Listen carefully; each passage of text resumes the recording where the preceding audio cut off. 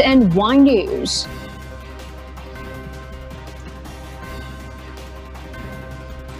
More than 200 residents left homeless after 2 landslides hit Bagao, Cagayan.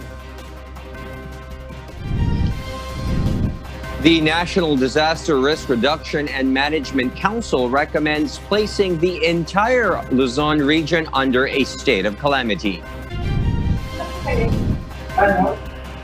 Malacanang defends the creation of a task force that will fast-track the government's rehabilitation efforts. The NDRRMC to study proposal to oversee the release of water from dam. The Philippines joins the largest trade bloc with 14 countries. And SpaceX and NASA officially kick off regular commercial flights into orbit. Good evening, Philippines and the world. Today is Monday, November 16, 2020. I am Hardin Delgado. Join us in the next hour as we deliver today's top stories around the country and in other parts of the world. I'm Angelo Castro III.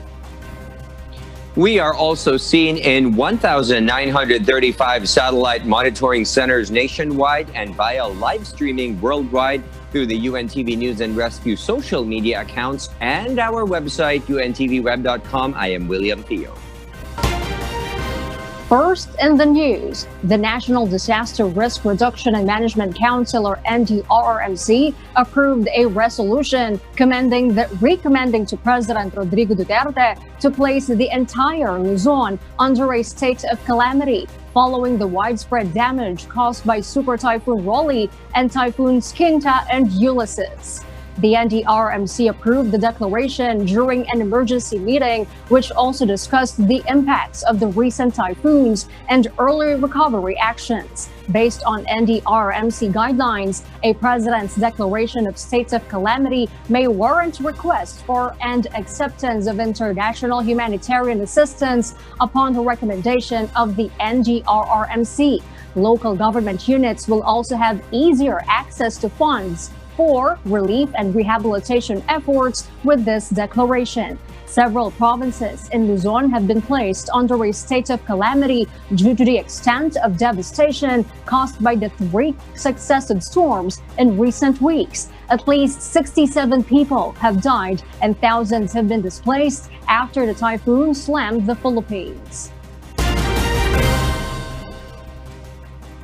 Malacanang defends the plan to create a task force dedicated to disaster preparedness and post-calamity rehabilitation and recovery efforts of typhoon-hit areas. Meanwhile, the palace believes there is no need to seek the assistance of other countries on the ongoing relief and rescue operations in the country. Rosalie Cos explains why.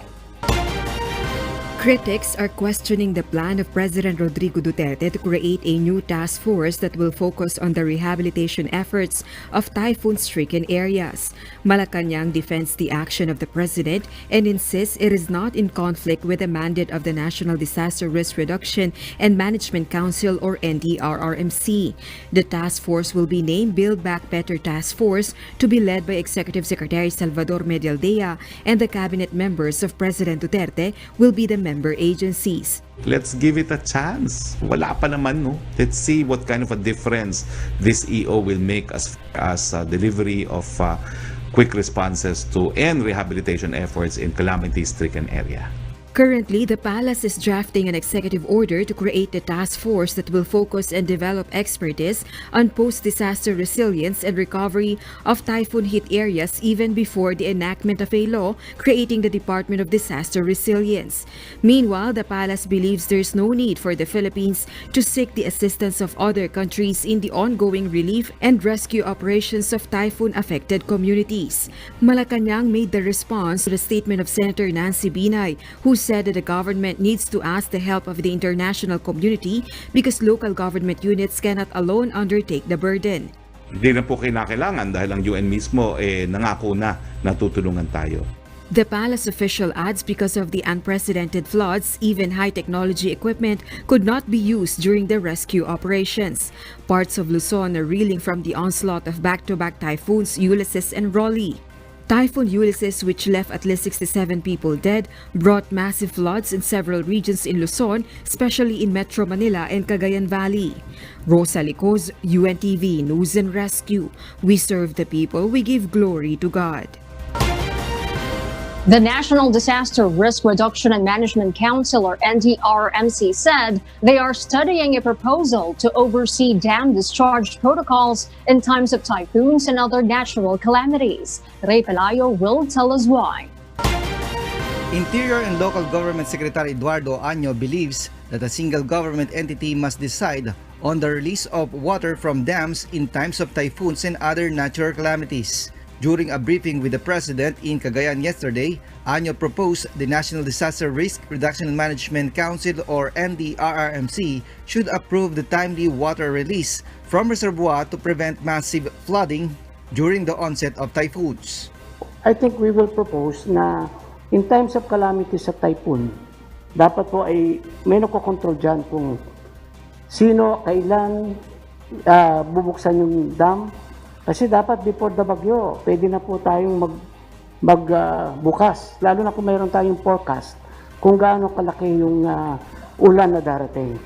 The DILG official admitted that some local government units have expressed concern on the recent release of water from dams.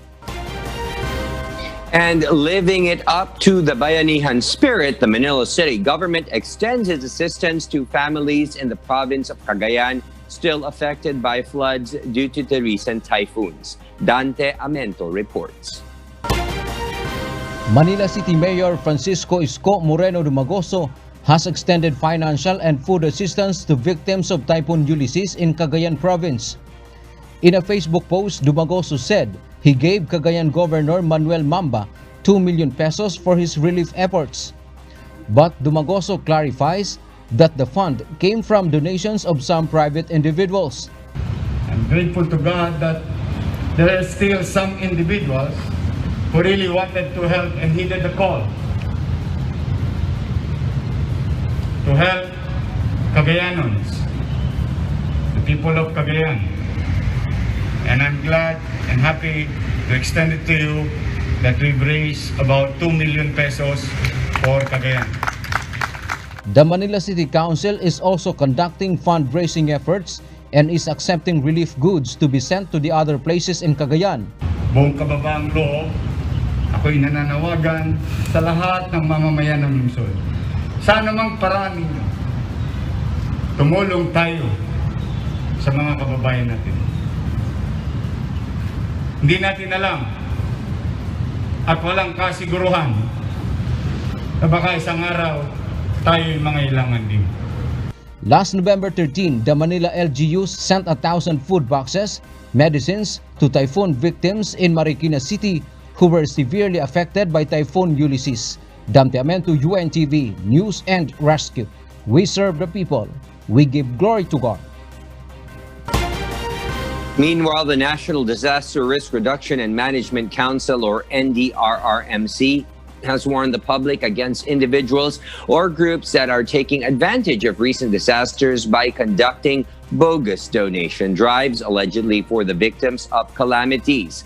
In an advisory, the NDRRMC advises donors to verify first or conduct background check of any organization or groups asking for cash or in-kind donations for the victims of Typhoon Rolly and Ulysses, to make sure that donations are properly coursed through the intended beneficiaries. The agency encourages donors to coordinate with the NDRRMC donations focal at telephone numbers 0917-827-5743. A magnitude 6 earthquake struck Surigao del Sur early Monday. The Philippine Institute of Volcanology and Seismology reported the tectonic quake struck 29 kilometers southeast of the municipality of San Agustin at 6:37 in the morning and had a depth of 58 kilometers. PVOLCS earlier reported the quake as a magnitude 6.4 but downgraded it to magnitude 6. Intensity 5 was felt in the city of Bislig, Surigao del Sur. Volks said the quake was also felt under the following instrumental intensity.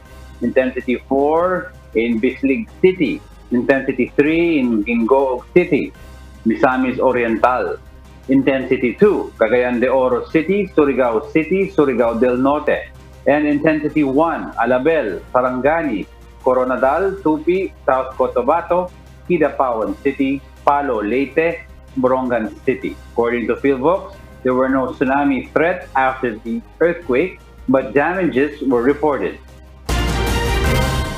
Different agencies and the private sector play an important role of providing assistance to affected communities during calamities and disasters. Let us know these agencies and their role in this report. When thousands of residents were affected by the massive flooding due to the onslaught of Typhoon Ulysses, several government agencies were deployed to help with the local government units. The Armed Forces of the Philippines has three main service branches: the Philippine Army, Air Force, and Philippine Navy. It has the land, sea, and air assets for rescue operations and distributions of goods for those affected areas. AFP, with more than 120,000 personnel, is directly under the leadership of the President as the Commander-in-Chief and also the Department of National Defense. The Philippine National Police, or PNP, under the Department of the Interior and local government, also adds to the manpower and maintains law and order to affected communities. The Philippine Coast Guard, or PCG, one of the agencies under the Department of Transportation, has water and air assets which are beneficial for the rescue efforts. For the distribution of relief and protection of internally displaced persons, the Department of Social Welfare and Development is in charge in coordination with the local government units. The Department of Health, meanwhile, provides health services, water sanitation, and mental and psychosocial support to affected families. These agencies, including non-government organizations, join together through the National Disaster Risk Reduction and Management Council, or NDRRMC. President Rodrigo Duterte considers these personnel as our modern heroes who are willing to sacrifice their lives for the sake of their fellow men. I wish to express my gratitude to the LGUs, the Philippine National Police, the Armed Forces of the Philippines, the Philippine Coast Guard, and all the private organizations for their relentless effort to assist the victims of Typhoon Ulysses. Damtiamento, UNTV, News and Rescue. We serve the people. We give glory to God. Alcala Town Mayor Cristina Antonio blamed the deforestation in the mountains of Cagayan as the main cause in the worst flooding recorded in the history of the province. Aiko Miguel will tell us why. Many areas of Cagayan Valley Region 2 were flooded due to Typhoon Ulysses, particularly the provinces of Isabela and Cagayan. In Alcala, Cagayan, residents continuously clean and are clearing their flooded homes. 24 out of 25 barangays in the town were submerged in flood water with mud. More than 4,000 families were affected by the flooding. According to Alcala, Cagayan Mayor Cristina Antonio, the flooding was not only caused by early release of water of the nearby Magat Dam. The location of Cagayan Province makes the area a catch basin for rainwater in Cagayan Valley and Cordillera. Flooding is common in this area, but this year's flooding is unusual. The mayor attributes the flooding to the deforestation in the mountains. Sinisisi po ang Magat Dam sa pagre-release. Ngunit sa totoo lang, bago pa po itong buong insidente na ito, Tuesday pa lamang, talagang malaki na ang Cagayan River. Dahil sa mga nakaraang bagyo tulad ng Rolly, Shoni, Quinta, na lahat ng tubig po na yan, dala ng ulan, dala ng bagyo, galing po doon sa upstream. Nakalbo na po ang ating mga kagubatan. Wala ng mga punong kahoy para i-hold ang lupa, i-hold ang tubig. Meanwhile, corn and rice fields in Alcala, Cagayan seem to look like a sea, being submerged in flood water. Agricultural damages are already worth 42 million pesos. Currently, there are no residents that are needed to be rescued, but relief operations are still ongoing. Residents hope that flood water will soon subside. Mahirap pong magsimula ulit. Lalong-lalo na at walang pong pangkabuhayan ngayon. Lubog na po kami dito. Hirap na po kami. Sana po tulungan niyo po kami.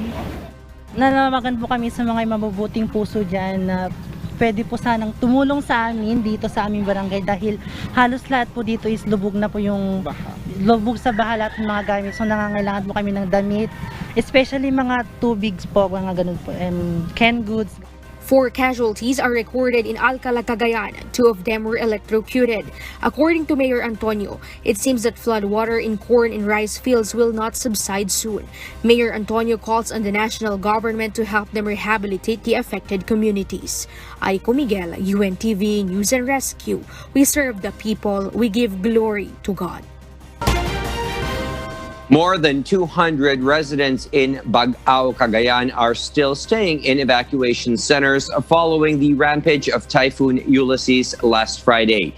Joanne Nano tells us why. Following intense downpour brought by Typhoon Ulysses in Cagayan Province, more than 200 residents in Bagao town were left homeless after 2 landslides hit their homes in Sitio Tuweg and Barangay Taytay.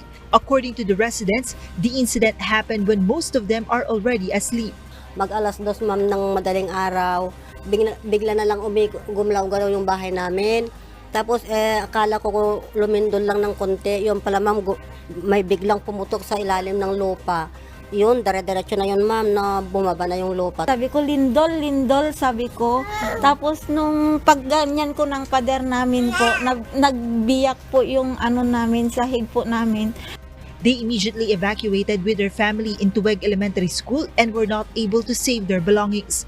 According to the Municipal Disaster Risk Reduction and Management Office of Bagao, the landslide incident in Sitio Tuweg was unexpected as that area was not among the landslide-prone areas. Itong parte na ito, nasasabihin na po namin sila. Kanya lang po itong hindi namin akalain na dito sa parte ay magkakaroon ng ganito kalaking landslide. Ay nagkandak na po kami ng preemptive evacuation, kanya lang po. Dito sa Bagao may mga matitigas pa rin ng ulo. Typhoon victims in Bagao were appealing for help for them to rebuild their houses now that they have lost everything. Kung sakali man may tutulong sa amin, ma'am, ang gusto ko bigyan na kami ng pang-financial at saka talagang wala kaming pupuntahan, ma'am. Talagang wala kami, ma'am. Tapos yung asawa ko mahina na, ma'am, kasi may sakit din siya. Yung mga anak ko lang na nagbibigay sa amin, kung may trabaho sila, kung pupunta silang magtanim ng mais, gano'n. Lahat ma'am wala kaming nakuha, pati mga bigas namin, kung ano-ano na lang wala kaming nakuha, basta tumakbo na lang po kami. Meanwhile, residents are also getting sick in the evacuation center as well as those who have pre-existing medical conditions. The municipal government admitted that they were unable to provide the necessary medical treatment for the evacuees as their hospital's capacity and capability were very limited. May mga patient kami na kailangan madala sa ospital. Yung ospital kasi namin dito, hindi naman niya kaya yung mga pangangailangan medical na medyo tawag dito. Oo, yung serious na kanya ang ginawa po ng ating municipal mayor, nag-request actually kami ng isang chopper para may transport itong mga ating mga pasyente. As of now, the NDRRMO is coordinating with the provincial government in order to accommodate the necessary medical care that should be given to the evacuees so as to prevent the possible transmission of COVID-19. They are also looking for a relocation site for the families who lost their homes. Joanna, UNTV News and Rescue. We serve the people, we give glory to God. In other news, the Department of the Interior and Local Government, or DILG, urged local government units to strictly enforce the minimum health standards with the resumption of the 60-day road clearing operation. Asher Carapan Jr. will tell us why. After 8 months of suspension due to the novel coronavirus pandemic, the local government unit's road clearing operations resumed nationwide except for areas under modified enhanced community quarantine and those still flooded due to recent typhoons. In Quezon City, the Department of Public Order and Safety or DPOS tears down 2 houses in Barangay Teachers Village. DPOS explains this is just the first of the many road clearing operations that will be conducted in the city. Ang example ito yung obstruction ng road alley. Ito yung Malusog Alley. Meron pa susunod yung mga subdivision. Yung mga sinarang mga subdivision na declare public domain ng Quezon City. Pati yung barangay kasama. With the government busy in providing public service in the midst of the pandemic and series of typhoons, the DILG emphasized that health and public safety should be the focus of the LGUs. DILG Secretary Eduardo Año explains that health and lives of people remains a priority, hence should observe the safety protocols including wearing of face masks and face shields, regular hand sanitation, and 1 meter physical distancing. Road clearing operations are still restricted in areas under enhanced community quarantine and modified ECQ, while areas under modified general community quarantine should conduct full implementation of all the components of road clearing, including physical removal of road obstructions without prejudice to the property rights of the affected stakeholders. On the other hand, general community quarantine areas like in Metro Manila will execute the partial implementation of the program, which means it is limited to the actual or physical removal or abatement of road and sidewalk obstructions that are considered hazardous to motorists and pedestrians. QCD POS expresses its commitment to assure that health protocols are strictly implemented among its workers. Nandun pa rin tayo sa health protocol. Kaya makikita mo lahat ng aking mga team dito, naka-face mask pa rin kami at inaano rin namin yung dikit-dikit kami. Kaya nga konti-konti lang yung pupunta dyan sa loob. Asher Kadapan Jr., UNTV News and Rescue. We serve the people, we give glory to God.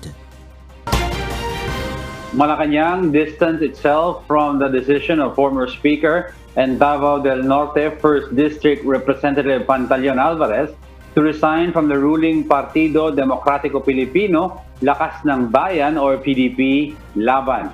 In a palace press briefing, presidential spokesperson Harry Roque said it was Alvarez's personal decision to step down as the PDP Laban Secretary General to commit and pursue voters' education campaign. Roque made no further comments and instead wished him well in his next undertaking. Alvarez first served as the Secretary General of PDP Laban, President Rodrigo Duterte's party for almost half a decade. Nako, wala po kaming reaksyon. Personal na decision niya ni Congressman Alvarez. At ang naintindihan ko naman na tumawag siya sa akin kahapon, ang dahilan daw ay dahil mag-i-engage siya sa voters education, no, na baka hindi niya magagawa kung siya po ay kasapi ng administration party. So, yun lang po ang sinabi niya sa akin at sa panig naman ng Malacanang, we wish him well. The Megawide Construction Corporation-led consortium offered employment opportunities to workers at the Dinoy Aquino International Airport. Vincent Arboleda will tell us why live. Yes, Vincent? Arlene, the Megawide GMR Consortium, the developer who is set to rehabilitate and develop the Dinoy Aquino International Airport, said they value the knowledge of the NAIA employees in operating the country's main airport. The management assures that no retrenchment will happen under the new consortium. Wala po kayong problemahin sa amin because we will invite you to join our team. Walang matatanggal but we'll follow the government mandate first. This statement was issued after rumors that NAIA employees will lose their job with the new consortium managing and developing NAIA.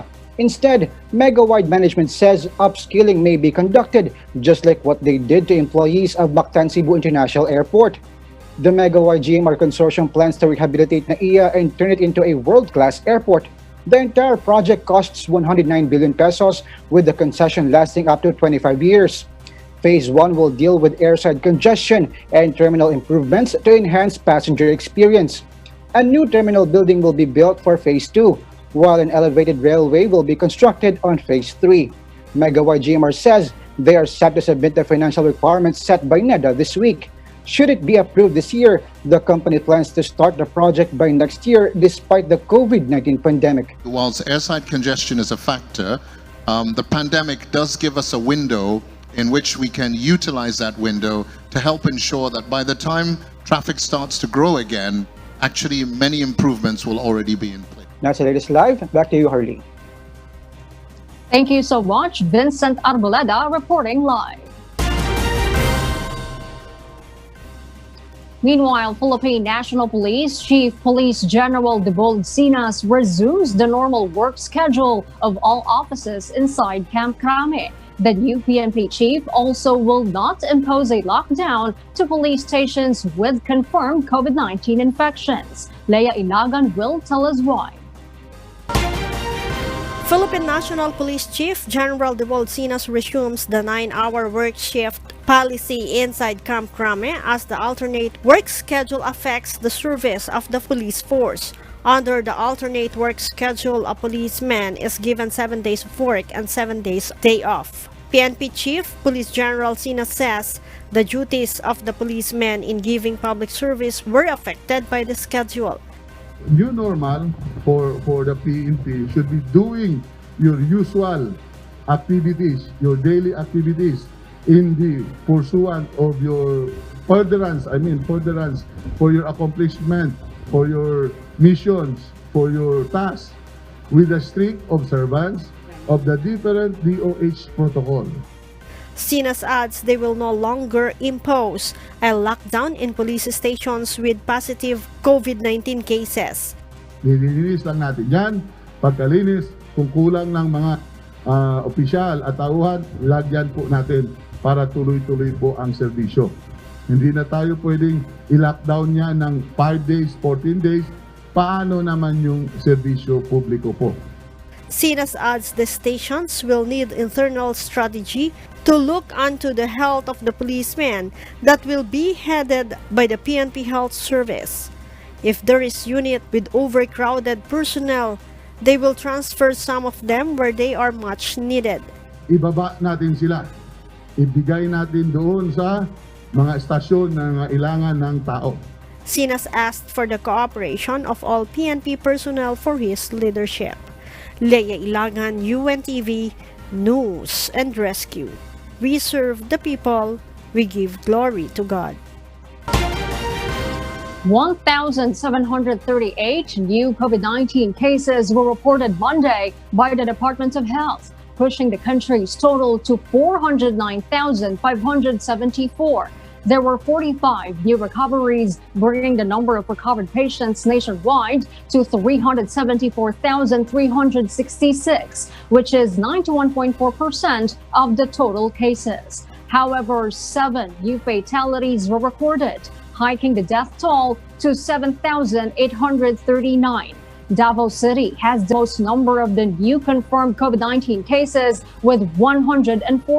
Followed by Cavite with 117, Rizal with 89, Laguna with 87, and Batangas with 79. There are 27,369 active cases, of which 83% are mild cases, 8.5% are asymptomatic, 5.3% are critical condition, and 3% are severe cases. The health department noted that while a lot of laboratories were unable to submit data due to the series of typhoons that hit the country, there was no notable increase in cases when the laboratories started reporting back. The annual summit of Southeast Asian leaders witnessed the formation of the world's largest trading bloc as they signed the biggest trade agreement. Maeve Viandog will tell us why live. Maeve, go ahead. Jago, 15 Asia-Pacific nations signed the Regional Comprehensive Economic Partnership, or RCEP, during the virtual signing ceremony as part of the 37th ASEAN Summit hosted by Vietnam. The RCEP is made up of the 10 ASEAN countries, including the Philippines, along with China, Japan, South Korea, Australia, and New Zealand. The negotiations over this partnership began in 2012, and ASEAN's chair, Vietnam's Prime Minister Nguyen Xuan Phuc, said that he was delighted to officially bring the RCEP negotiations to a conclusion for signing.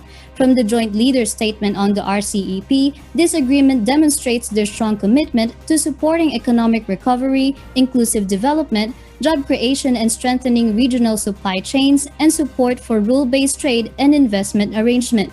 The leaders are also hopeful that the deal will help rebuild the region's recovery from the COVID-19 pandemic. RCEP make up almost 30% of the world's population, as well as about 30% of global gross domestic product, and will reach 2.2 billion consumers. However, the deal excludes the United States after President Trump withdrew from another Asia-Pacific trade pact in 2017, as well as India after they pulled out last year over concerns on the elimination tariffs. Back to you, Jago. May this partnership took a while to be finalized and signed by participating countries. How will this pact benefit all the countries involved? As you have mentioned about the U.S. and India, are they likely to rejoin since the U.S. will eventually be under the leadership of President-elect Joe Biden, and India was initially part of these negotiations? Jago, the pact aims to treat the countries involved equally and also give incentives to possibly look within the trade region for suppliers.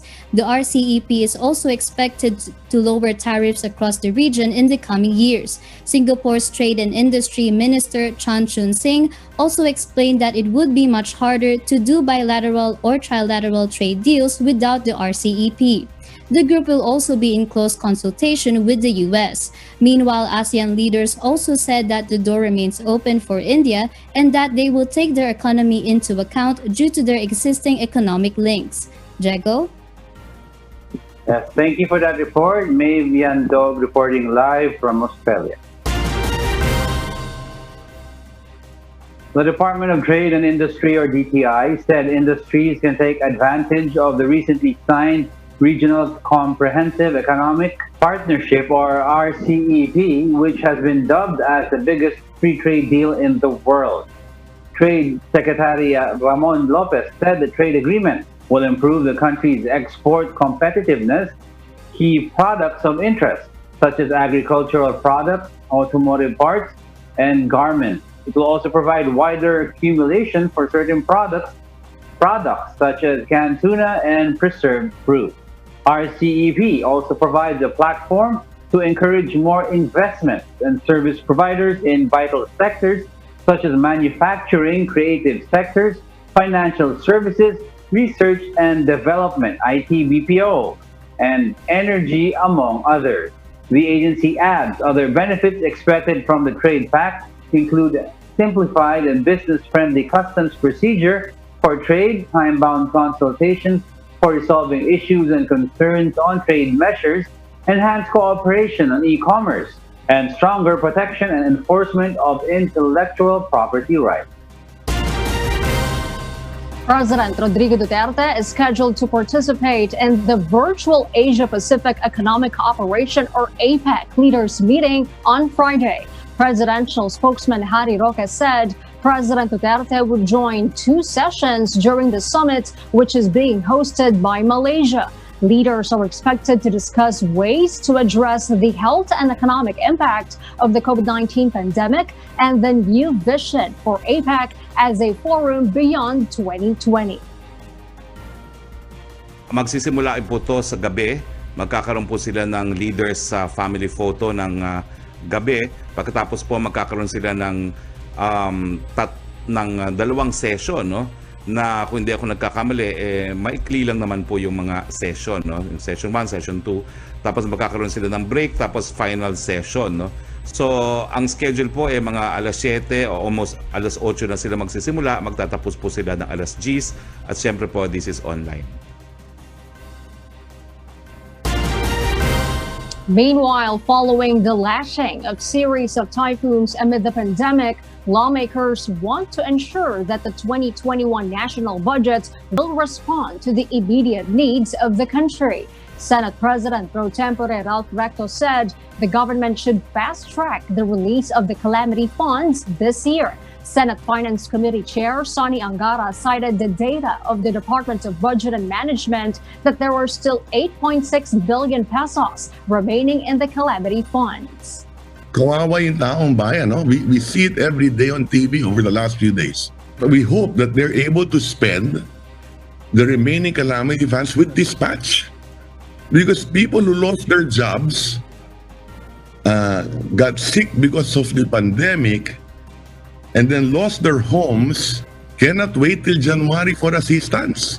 Recto also noted the shortfall in the spending of the 140 billion pesos allocated under the Bayanihan to Recover as One Act, or the Bayanihan 2, after Angara said that only 82 billion of the fund has been released. Recto wants the extension of the validity of the Bayanihan 2 law, as well as the unspent funds of selected government agencies under the 2020 national budget. Angara said he agrees with the proposal of Recto, noting that the extension of the 2020 appropriations is needed now even more than before.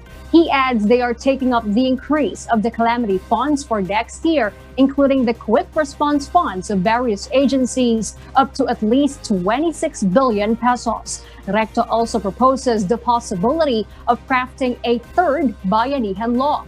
Meanwhile, Senate Minority Leader Franklin Drilon suggests that the portion of the 16.4 billion pesos under the anti-insurgency fund be itemized for the relief operations and purchase of the COVID-19 vaccines of the 822 barangay beneficiaries that have been cleared of influence of communist groups. And for Senator Panfilo Lacson, the allocation of local government units under the Special Purpose Fund should be increased. According to Lacson, they have asked the Department of the Interior and Local Government to submit the list of LGUs that were severely hit by the recent typhoons to receive augmentation of funds. He adds at least 20 billion pesos should be realigned from the 68 billion peso fund for multi-purpose buildings under the budget of the Department of Public Works and Highways. And for the news abroad, here's Elsie Marcos reporting live from Auckland, New Zealand. Good evening, William. The newly established COVID-19 advisory team of President-elect Joe Biden clarified they do not plan to implement a national lockdown amidst the skyrocketing cases of COVID-19 in the country. Sunny Cause explains why. Atul Gawande, a member of Biden's COVID-19 advisory board, shoot down claims that the former vice president would order a national lockdown to stop the coronavirus spread. The official believed that such a policy is not needed by the country and that the country only lacked a clear voice from the leadership that backs a comprehensive plan. Gawande suggested that targeted measures building on mask wearing are needed, which includes widespread testing, dialing up and down capacity restrictions, and that these measures need to happen in a more localized basis rather than a national one. Former Surgeon General and co-chair of Biden's coronavirus task force, Vivek Murthy, on his part, said that the national alert system should be established so that localities would have an understanding of when to dial up or down certain restrictions, because an outright lockdown that has been seen in early spring are going to hurt jobs and the economy as well as education of children. The infectious disease has spiked throughout the country in recent weeks, repeatedly setting daily records. There are now almost 11 million diagnosed cases and more than 245,000 Americans have died. Both figures are by far the highest in the world. Sonicos, UNTV News and Rescue, USA. We serve the people. We give glory to God. Authorities from the Chinese city of Jinan say they have found traces of COVID-19 on beef, tripe, and packaging from New Zealand, Brazil, and Bolivia, while two other provincial capitals detected it on packaging on pork from Argentina. However, New Zealand had not been notified of any issues with its frozen meat exports. Prime Minister Jacinda Ardern said they were advised yesterday there had been positive tests on packaging beef products from Argentina, adding that did not include New Zealand products. Aren also said that some New Zealand meat was kept in the same cool storage as beef products from Argentina that had tested positive for COVID-19. China has ramped up testing on frozen food after detecting the virus in imported products, triggering import bans, even though World Health Organization has said the risk of catching COVID-19 from frozen food is low. A COVID-19 cluster in the state of South Australia has been recorded after 7 months of zero community transmission. Earl Biones has more details live. Yes, Earl?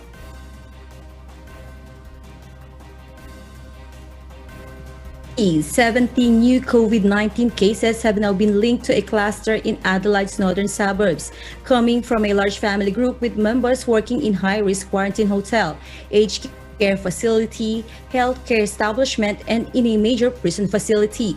The cases are the first since April 15. The new cases are believed to have started from the hotel quarantine worker and has transmitted the virus to other family members, including their mother, who was admitted in the emergency department at Lyell McEwen Hospital from Friday last week. Two schools have also been ordered by South Australia Health to be closed for 24 hours due to a confirmed case and due to a close contact, while passengers from specific bus routes may have been exposed to the virus. South Australia Health announced via their Facebook page to carefully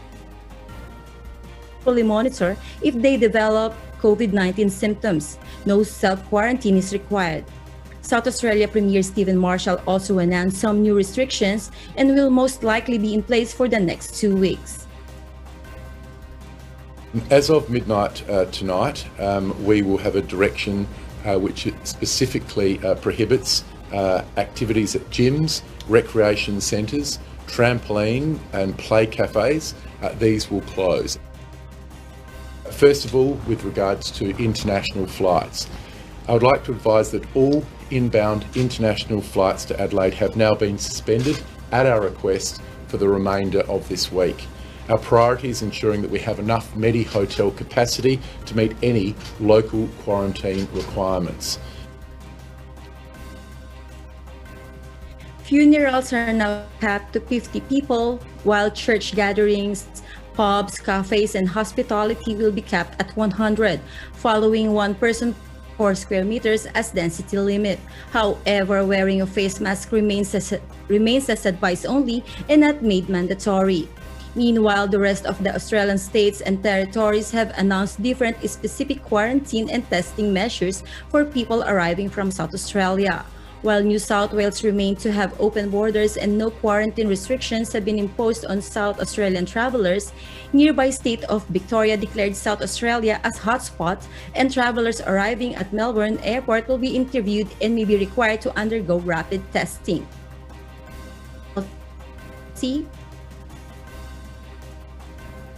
Thank you for that live report, Earl Biones, reporting live from Australia. Meanwhile, NASA and SpaceX successfully launched 4 astronauts to the International Space Station in the first operational flight of a commercially developed Crew Dragon capsule. Marvy Delphine will give us the details live. Yes, Marvy?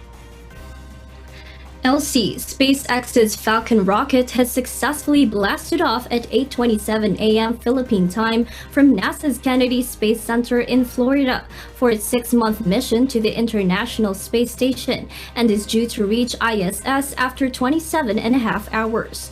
This launch makes history as NASA's first full-fledged taxi flight by a private spacecraft company. U.S. President-elect Joe Biden has sent his congratulations on the successful launch, calling it a testament to the power of science. While President Donald Trump said that thanks to his administration, NASA has now the hottest, most advanced space center in the world by far. This launch comes just 3 months after a pair of NASA test pilots successfully concluded SpaceX's first occupied flight of a Dragon crew capsule. The Dragon capsule on top of the Falcon rocket was named Resilience by its crew in light of this year's many challenges, most notably the COVID-19 pandemic.